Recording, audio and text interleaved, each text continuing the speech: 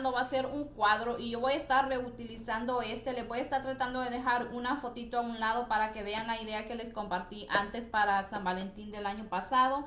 Voy a estar utilizando esta flor también. Y este sticker que estuve comprando en la tienda de la Dollar, chicas, se me hizo bien bonito. Este aquí es nuevo porque yo no lo había visto antes. Lo puedes poner en un cuadro grande, pero yo solamente voy a estar utilizando lo que es la palabra París y una parte de lo que es de la torre. También voy a estar utilizando esta pintura blanca que yo siempre se las recomiendo aquí en el canal. Es de esta, que seca también súper rápido. Y lo que voy a estar haciendo es pintando lo que es todo el cuadro así en blanco. Y no le voy a estar poniendo mucho porque quiero que me dé lo que es ese terminado como el farmhouse, que quede el terminado del cuadro. Así es que vamos a comenzar a pintar lo que es todo el cuadro.